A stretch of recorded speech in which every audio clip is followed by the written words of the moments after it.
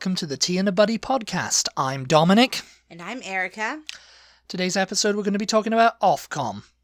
Do you know what is OfCom, Dominic? Do you know what that is? Well, I'll tell you. It's the Office of Communications for the UK. I always thought when you were saying OfCom, because you're always going on about OfCom, OfCom this and OfCom that. Yeah, it's a right. Every day I'm got to get OfCom on this. Get OfCom. I'm going to make a complaint to OfCom. I always just assumed it was OFF. Off, because you're pronouncing it like OfCom. Yeah, I mean, it technically should be. Yeah. But it's OFCOM. It's the Office of Communications. It's the American equivalent to like the FCC. Okay. And the CTIA. What is and the NCTA? CTIA? The Wireless Association. Okay. And you've got the Federal Communications Commission. And you've got the National Cable and Telecommunications Association. So they're kind of split up. And in the UK, before 2002, they were split up too, Oh, yeah. It was like the Television Association or the ATA or something it was called back then, or the ATC. Yeah. And, you had the advertising thing, which is still actually separate from Ofcom. The Advertising Standards Agency. Ofcom is a big deal in Britain, isn't it? It's a big deal because it regulates a lot of things. Because in America, we've heard of the FCC. We generally know what they do. But the other ones that you just named, I don't know if I've ever heard of those companies, associations. I don't know what to even call them. The Cable and Telecommunications Association would be the one responsible for regulating the content on TV. Yeah. And it's apparently nobody complains to them. Yeah. Because they don't know. It's they don't know they exist, but they're still collecting some money from somewhere, because it's I can't imagine thousands of Americans contacting any of these places to complain about something that they've seen on television. Complaining about Jimmy Kimmel or whatever. Yeah. Something that someone said on television, Jimmy Kimmel, James Corden. I'm surprised, actually, that James Corden hasn't been complained about. I think the general idea in America is just, if you don't like what's on TV, the quickest and easiest way to send that message is just don't watch it. Don't tune in. You've got thousands of channels over here, too. Yeah. Possibly millions. So it's really possibly even billions. So it's really easy, if something's on that offends you, it's just don't watch it again. And, and it'll quickly go off the air. Well, that offends me. It'll quickly disappear from the airwaves because it's they're not going to have something taking up space that's not making them any money, But in Britain, the reason for doing this episode today is because Ofcom, like I said, is a big deal in Britain and was recently sort of, what would you say, the subject or the... It was at the centre of the Piers Morgan debacle when he was on the show Good Morning Britain, and he said the comments about, I don't believe Meghan Markle, and, Yeah. They received, I think, 57,000 complaints in total. Yeah, so explain that now. People, viewers, wrote in, or they emailed, or they tweeted. No, when you say, I was going to say, when you say wrote in, you made the little sign, as if they've sat down at a desk, they've taken out a pen and a paper, and they're they would have done years ago. A strongly worded letter to the Ofcom about this freaking guy. They would have. That's what would have happened in the 1960s. And they folded it up and they stuck it in their little envelope. In a stamped address addressed envelope. Stamped address as well, Stamped, addressed, and, envelope, and it would have been posted to the letter. I was like, I'll get him off of there.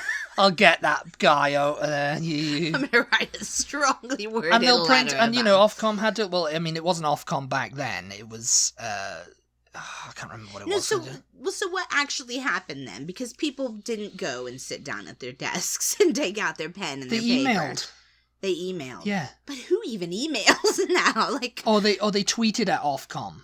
Yeah. Or they sent direct messages, or they went on Ofcom's website and said, have a complaint. That's probably have a complaint. Tell us. Yeah, they've got a little form on their website probably.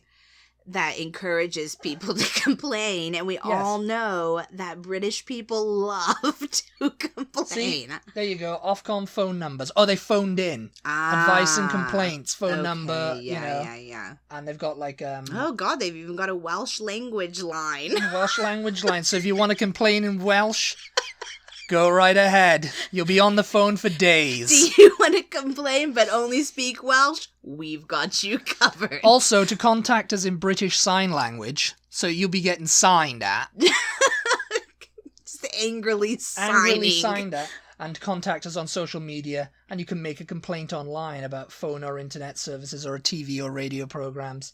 Or you can make your complaint via post. There you go.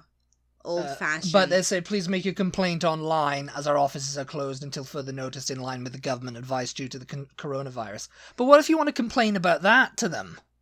Oh, they don't handle that. That's someone else. What do you mean, if they want to complain about what? Their offices being closed. Get out! Get back to work, you buggers! So are they governmentally run? They're independent, and the companies they regulate pay them a fee to regulate them. Okay. That's but they've got Parliament mandates. You know that their orders come from Parliament, so they are technically government run. Yeah. But they're funded by the companies they regulate. Basically, you have to pay for regulation by Ofcom because it's a big deal. Mm-hmm. It's like they can fine you. Yeah. You know, like if they find Piers Morgan's remarks were in breach of Ofcom rules, they'll fine ITV. Okay. And it could be upwards of like thousands of pounds, you know? know? Well, okay. Are we getting ahead? I mean, do you have information that you want I have no information whatsoever on Ofcom, and I'm going to make a complaint about that to Ofcom. That you want to tell us about, or can I just fire questions at you? Yeah, and I'll fire questions. Fire away. Okay. Because my question is there a certain number of complaints that they must receive before they'll do anything? If they get one complaint, they're hardly going to, you know, they'll say, oh, well, I don't agree with what, say like someone came on a show and said, well, I don't believe that Meghan Markle is telling the truth at all, and I have evidence to prove it, and blah blah blah, and someone's complained about that, saying, "Oh, that's terrible. Yeah, how can that guy say that about her?" You know, and they get like 3 or 4 complaints. They're like, "We didn't receive that many complaints about it, so." I wonder if they reply to people that I wonder every complaint they say, get. "Thank you for your complaint. We'll consider it." Yeah, we received your complaint. Thank you. Yes. We'll take it into consideration and get back. Some people probably just go on there to complain and just go. They wake up one day and they go, "Why is Gordon Ramsay still on the airwaves? Why is Gordon Ramsay still on my TV?" It'll be something like that. Okay, that's my next question. Get him off. You know how there's these groups like Reddit forums and other things like that have been known to mobilize people to do things, like large numbers of people to do things. Yeah. Let's say that, right? They've been in this Reddit forum, this crazy Reddit forum, and they've all decided, you know what, we are sick to death of that crazy way that Gordon Ramsay wears his hair. It's pissing us off. It is 2021, and why is he still wearing his hair like that? You know what? We're all going to He should shave his head off. But Ofcom can't do anything about that. But what if they mobilize hundreds of thousands of British people to flood Ofcom with complaints about Gordon Ramsay's hair? They receive hundreds of thousands. They'd probably just go, "Oh, we've received this, and, you know, it's a bit ridiculous, so we're not going to do anything." Because they'll launch an investigation. They've launched a formal investigation of the show. Of the Piers Morgan, Britain. Yeah, Good Morning Britain. So I don't know if they've ever published their findings or if they've concluded that investigation at this time. But, you know, as we know, Piers Morgan left GMB. I think he's left ITV too. Oh, yeah. I think he's like, you know, because I know he says... says... he had other shows on Well, he had ITV, other shows, the live stories, but I think they've probably cancelled them now. with immediate effect. So he doesn't get like, because he used to have a load of them. He used to have Piers Morgan on women's prisons, you know, this kind of documentary kind of stuff, you know, like human interest kind of weird stuff, you know. And Piers Morgan's life stories was like, you know, he was interviewing celebrities who had a big career, you know. Yeah. Barbara Windsor, Gemma Collins, you know, he had Gemma Collins, and I think the last one was I don't know. I can't remember who the last one was. So there we go. You know what? Everybody's making it like he's so pissed off that Meghan Markle... This is totally not OfCom related, but he's so pissed off that Meghan Markle, dropped him, didn't speak to him after she met Prince Harry or whatever.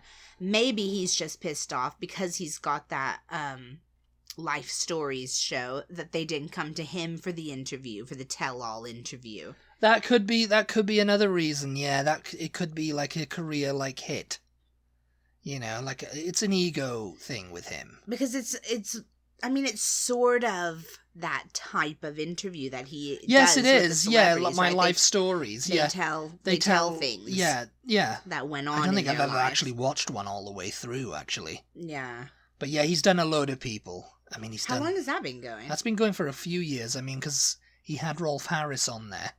Yeah. So, that's one that he likes to bury, I think, you know. If you're not sure who Rolf Harris is, go look him up. But okay, so OfCom fines people then. They don't actually have the power to take a show off the air or to fire someone from a show, I guess. What'll happen is they'll strongly recommend, you know, that someone gets fired or something gets changed. A fine, you know, it'll be like somebody like Jeremy Clarkson, for instance. He's probably had a bunch of OfCom complaints against him for just being Jeremy Clarkson. Jeremy Clarkson was the host of... He was one of the 3 hosts of Top Gear. Yeah. And it was a very popular show. In like the mid-noughties or, you know, and stuff like that.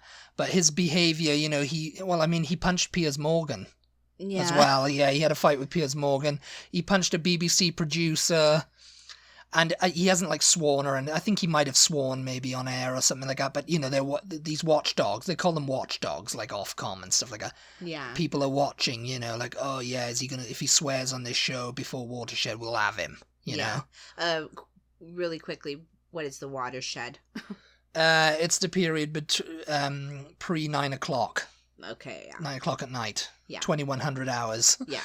That you when kids are still awake. Everything after that, yeah, it's kind of like the post Watershed. You can start showing a bit more adult themed and shows and stuff like that, you know. And it's still word. Yeah, and I mean, you know, OfCom, the Watershed, it was kind of created because Mary Whitehouse was one of these leading figures in, like, I think it's disgusting what's being shown on TV these days. Yeah. And this was back in the 60s and 70s, you know. She was one of these people who used to come on and she used to be like, complain about him. And go, well, I think it's disgusting, this Monty Python and these comedy shows. Who was vulgar. She a politician? No, she was just I actually don't know. I think she was just a critic. She was just a complainer. She was just a complainer. And it's like she's become like, you know, known as like the chief complainer. She's dead now. She was an old lady, you know, an old biddy they used to call her. She used to come on and complain about, oh, I don't agree with you showing these new things. Like, you know, like I'm absolutely certain that during like the punk era of like the late 70s and stuff, she was up the wall because the Sex Pistols said the F word live on like lunchtime TV in an interview, and of course that pretty much destroyed Bill Grundy's career right there. Yeah, because you know it was like, oh, you know, don't say that. It's like middle of the day. Yeah, we don't say the F word until after 9 o'clock in this house. How dare you? Mary Whitehouse is enraged. You know. Yeah, going mental about it. You know, you just mentioned that, and it made me think. Because the FCC definitely are the ones who controls the swear words in America, you know. Oh, they are? They're not the National Cable and Telecommunications Association, the NCTA? I think it's the FCC. they say, you know, the swear words that you can and can't say on television during the day. Well, in the mornings in America, morning television, I don't think you can say even the most benign of swear words. Yeah, no. And then later in the afternoon, you can start to say, you know, maybe like bitch or something like that, you know.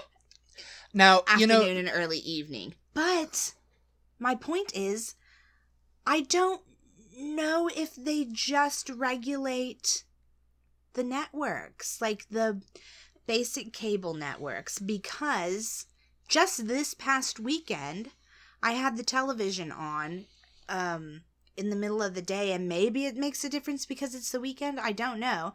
I can't remember what the movie was that was on, and they definitely said the F word, and it was only like, I don't know, 3 or 4 o'clock in the afternoon, I think.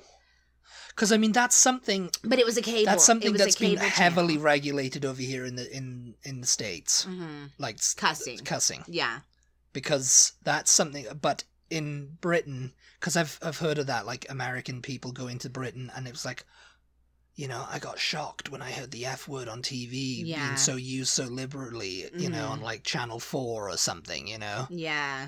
And it's like, because I'd never heard that before on TV over in, you know, people swearing, they're getting naked, they're talking about adult themes, you know. It was just like shocking for me. It's like, yeah, generally they don't do it until after like, you know, until the evening, you know. Yeah. But he said that, I can't remember who it was. It was some guy. I was in my hotel room and I had the TV on, and they were effing, and I was just like, and it wasn't being bleeped out, and you know, I'm just like, yeah, you know, yeah.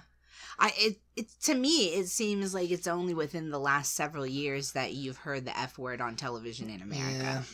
Yeah. But this past before weekend, that, nobody ever said it in life over here. Did they? But this past every time weekend, they said it just went bleep. During the day, I heard it on whatever it was that was on, and it did make me wonder whether the regulations are different for cable channels. I can't remember what channel it was or anything.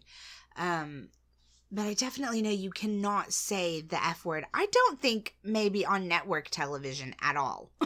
I can't think of like anything that comes on like CBS, NBC, ABC, Fox, where you would hear the F word at any point during even the night, you know? Well, there's an American version of Love Actually. And I mean, yes. I mean, you know, the movie Love Actually, and I don't mean like recast and remade. It's, you know, they've reshot some scenes to fit in with it, because, you know, they knew it wasn't going to get past the censors over here, you know? Mm-hmm.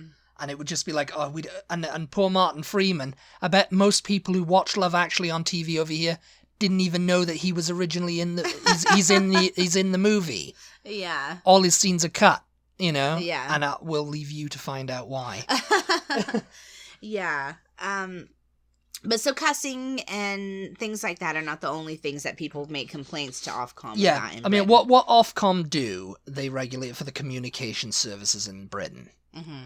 And they make sure that people get the best from their broadband, home phone, and mobile services, so they regulate the phones too. That's so weird. And as well as keeping an eye on TV and radio.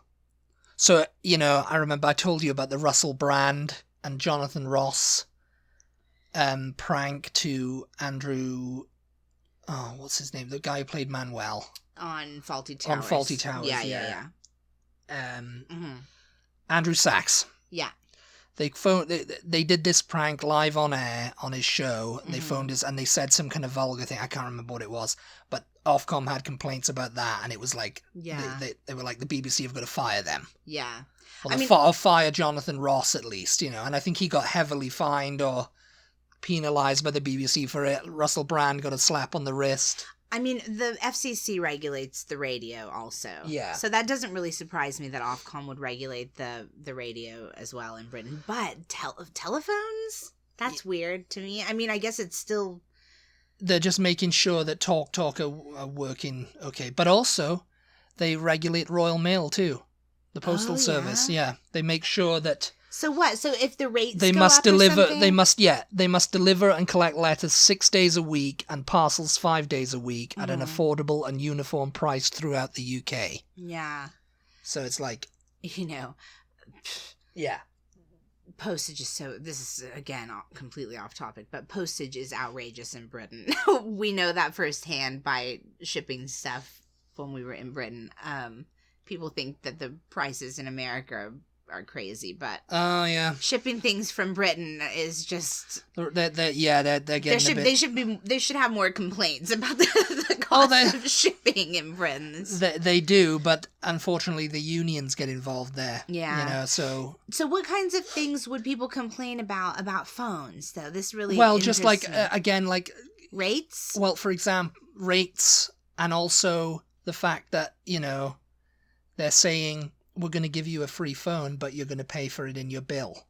Oh, right. And don't tell you that you're going to pay for it in your bill. Right. Like over here, like they do that all the time. Mm-hmm. They say, we're going to give you a free iPhone 14 or whatever the new one is. Yeah. And it's like, oh, and there's going to be a $200, $300 surcharge on your bill this month. Yeah. It's like, what's that for?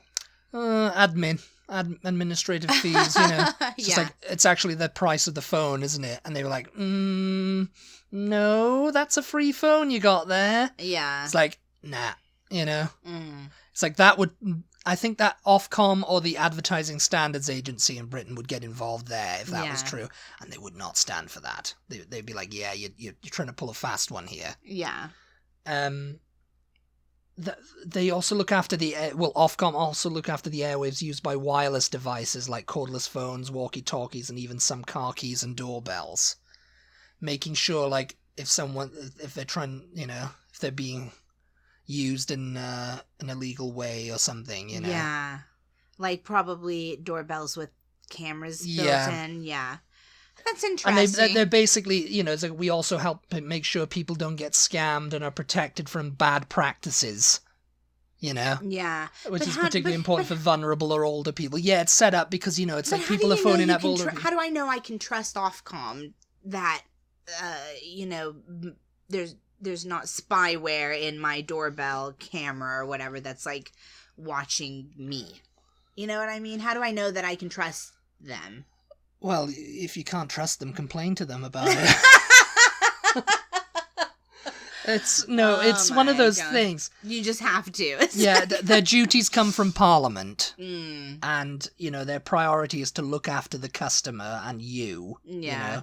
You know? This comes from their website. This comes from their website. Our priority is to look after you, and we sometimes do this by promoting competition among companies we regulate. So nobody can have a monopoly, you know? Yeah. Like EE have bought up a load of things, but it's just still like, no, we're going to have gift... EE is what? They're a mobile service provider and a broadband, I guess, too. Yeah.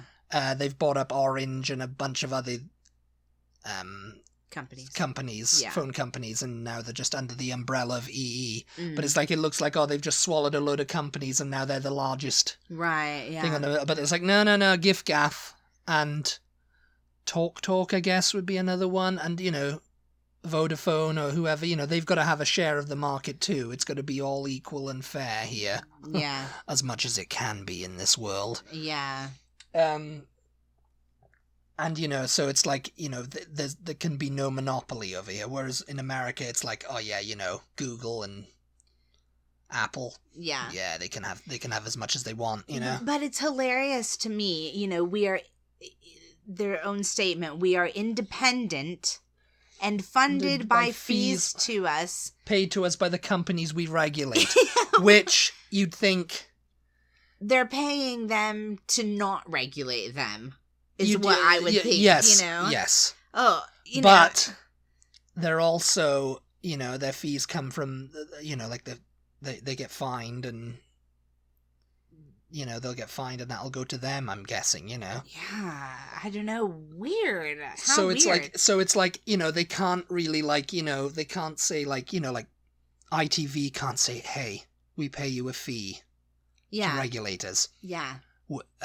So just make this go away, this whole Piers Morgan thing. Yeah. It's like, well, we can't because we've received 57,000 complaints. Yeah. And it's like, if we make it go away, people will be very pissed off. People will notice. And they'll know it was you that told us to do it. Yeah. You know? Yeah. And nobody will watch ITV anymore, so you can kiss goodbye to I'm a celebrity, get me out of here, and all that. Everyone will go over to the BBC. Yeah. BBC Breakfast will get the ratings then, Right. But yeah, that's that they promote competition. They make sure everything's kind of like on the thing, and so people have a trust in them in Britain. People trust them to like handle their complaints and investigate. I remember several years ago when Downton Abbey was still on the air, there was a scene where Anna got raped, and also that scene where I'm spoiling Downton Abbey here for people, but it's like it's years old now. That scene where his burst ulcer, that got a load of complaints too. Yeah. Oh, can't know what? I was watching Downton Abbey and he suddenly spewed up blood. Oh, she was raped. It was a terrible scene. It was very distressing. But I guess those are examples of times where the complaints came to nothing, basically, Yes. They reported that they had received a lot of complaints. And it's just like they get, and Ofcom go, we get the usual busybodies doing this every year, they don't like what they're seeing. The Mary Whitehouses, Yeah. This is terrible, this is degenerate television, blah, blah, blah, Yeah, you just never, ever... It's like, try watching Channel 5. You just never, ever hear this type of thing in America, like... I don't know, you guys, let me know if you can think of an instance where something happened on American television that a lot of people complained about after they saw it or, heard it or whatever. I don't know, I'm really drawing a blank here as to being able to think of anything, actually. Another thing that Ofcom makes sure of... Mm-hmm. is that people are able to use communication services, including broadband. There's a range of companies that provide quality television and radio programs that appeal to diverse audiences. So, there you go. They're making sure that, you're making a program that's not just geared towards white people. And, or even on the other side of the coin, geared towards black people or Asian people or anything like that. It's got to be like everyone can listen to this, everyone gets something out of this, or a range of programs anyway, and people are protected from unfair treatment in programs and don't have their privacy invaded. Reality TV, documentaries, that kind of thing. If someone comes in and films something and you say don't film that, but they go ahead and film it and show it anyway, then they're done for, And of course Royal Mail covers all UK addresses 6 days a week with standard pricing. And the radio spectrum is used in the most effective way. Which, I don't know, that requires a little bit more explanation, but, they didn't give it, so... We're just giving you the facts here, people. Yeah. We don't necessarily know what they don't regulate. What they don't regulate is individual disputes between you and your home phone, broadband, or mobile provider. Say, oh, my bill was high, and or they're messing with my. You were using it a lot. This week. We're using a lot this week. It's like that's I'm going to get onto Ofcom about you. It's like Ofcom can't really do anything. They will be dealt with an alternative dispute resolution scheme. Premium rate telephone services. These are regulated by the Phone Paid Services Authority. Again, this information is from their website. If you want to know more, go look it up. Standards of advertising on TV, radio, or the internet. These are regulated by the Advertising Standards Authority. Yeah, they probably get so many complaints. Can imagine the complaints they'd have if they were over here, Yeah. Because the adverts are just terrible. I wonder, the people, remember at Christmas time, people were complaining about this is so ridiculous and also just disgusting, quite frankly, that people were complaining about that Christmas ad. Was it a Sainsbury's ad where it was a black family? There was nothing wrong with the commercial. It was a black Again, they family. were getting onto Ofcom about that. Would it have been Ofcom or would it have been Advertising Standards It would have Authority? been Advertising Standards Agency they would have complained to, but of course people just go, hear Ofcom, and they go, oh, that's where they official complaints is what people think it means. I think it's the Office of Communications, though. Yeah. But people see Ofcom and they go, official complaints. I'm making an official complaint about this black family on my TV, you know? Yeah, yeah. And they don't, the advertising, but it's like, that's just your prejudice, mate. Yeah. You know? It's like yeah, right. I mean, there's valid complaints and then there's just ridiculous complaints. Which I'm sure they see. They don't regulate the BBC World Service or the BBC license fee. Yeah, that must have been something they had to put on there because so many people are going, it's going up 150 quid a year. Oh. Yeah. And, it's like, that's the BBC. I mean, you'd have to talk to Parliament about that. Yeah. About seeing if they'll abolish it. That's something else that I don't know if we've ever discussed in a podcast before, and probably might be a podcast unto itself. If you don't know what we're talking about. In Britain, do you pay your license fee? They have to pay a license fee to have television. Yeah. And that's to watch BBC. Yeah. Yeah. To own a television, you're supposed to pay this license fee, right? Yeah. So, yeah, that's the topic. And it's like that's something that I come across when we're watching VPNs. People going, "Are you paying your license fee because you're watching British TV and you're not in Britain, right? So you must not be paying your license fee." Well, I am. In fact, I am. But I think the thing about it with a VPN service is that the person whose VPN we're using or whatever, however that works, they pay the fee. Yes. And it's just like they are paying a fee. And, yes. Yeah, and that's true. The post offices, if you have a complaint about a post office in general, it's like, yeah, that's... Oh, the woman down in my local post office was so rude. Newspapers and magazines, they don't cover either. And what people write or post on the internet. Oh my God. I'm going to go on to Ofcom about you because you posted an offensive meme or you trolled me. Yeah. And it's like... Your tweet was so offensive. Your tweet was very offensive. Ofcom, sort this out. I mean, we laugh, but I can see people they probably, just thinking that they regulate everything. They absolutely do, yeah. But yeah, I think we've covered Ofcom. If you've got a complaint, then don't send it to Ofcom because they won't be able to do anything about it. Oh, I thought you were going to say don't send it to us. And if you have a complaint about us, send it to Ofcom. See what they say. Actually, if you have a complaint, do send it to us. I want to see what people complain about. Just a complaint about, anything in general. Just send us your complaints. Yes, it doesn't even have to be about us. It can just be a complaint about something, like the parking in your the food area. Last night that my wife made was absolutely terrible. What did we have last night? Red lentil pasta, actually. It was delicious. So I have no complaint about that. The service could have been better, though, so I might complain about that. Get on to Ofcom about it. Thank you guys so much, as always, for tuning in. We appreciate your support. Be sure to follow us on social media. We are at TButty, TEABUTTY, on Facebook, Instagram, and Twitter. And we'll talk to you next time. Goodbye, everybody. Bye. We've got to go.